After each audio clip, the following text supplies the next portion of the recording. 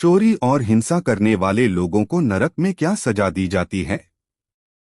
जाने, मृत्यु एक कटु सत्य है जिसे न तो कोई रोक सकता है और न ही बदल सकता है। एक न एक दिन प्रत्येक व्यक्ति को ये संसार छोड़ के जाना ही होगा। ये ही प्रकृति का नियम है। हालांकि मरने के बाद व्यक्ति की आत्मा स्वर्ग जाएगी या नरक, ये उसके कर्मों पर निर्धारित होता है। धार्मिक मान्यता के अनुसार जो व्यक्ति जीवन भर अच्छे कर्म करता है उसकी आत्मा मरने के बाद स्वर्ग जाती है। वहीं जो लोग अपने जीवन काल में बुरे कर्म करते हैं उन्हें मरने के बाद नरक जाना पड़ता है, जहां वो अपने कर्मों का प्रायश्चित करते हैं। हालांकि व्यक्ति की गलतियों के आधार पर नरक में उसे सजा दी जाती है। जो व्यक्ति जितना बड़ा पाप करता है उसकी सजा भी उतनी ही बड़ी होती है। चलिए संत श्री प्रेमानंद महाराज से जानते हैं, चोरी, हिंसा और लड़ाई झगड़े करने वाले लोगों को नरक में क्या सजा दी जाती है। प्रेमानंद महाराज से नरक में चोरी की सजा क्या है?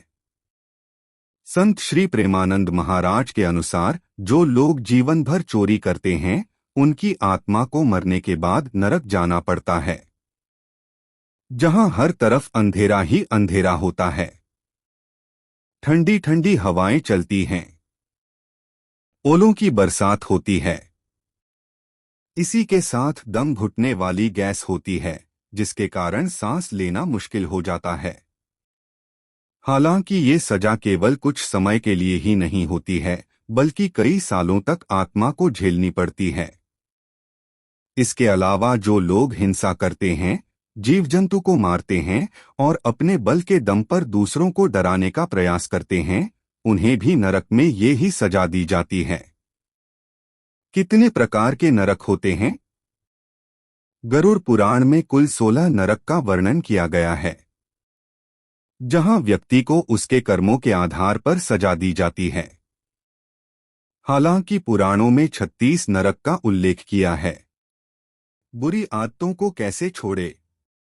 प्रेमानंद महाराज का मानना है कि यदि कोई व्यक्ति अपने पापों और बुरी आदतों से छुटकारा पाना चाहता है तो उसे नियमित रूप से राधा रानी के नाम का जाप करना चाहिए।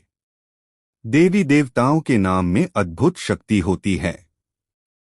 यदि आप सही से इनका उच्चारण करते हैं तो इससे मन स्थिर होता है।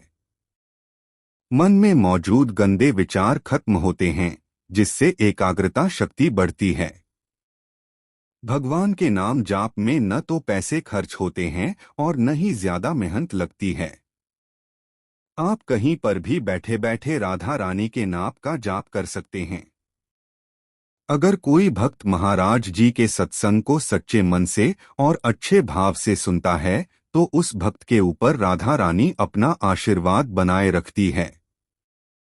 कई भक्तों का कहना है कि अगर सोशल मीडिया पर भी महाराज जी के प्रवचन सुन लेता हूं तो सारी परेशानी अपने आप दूर हो जाती हैं।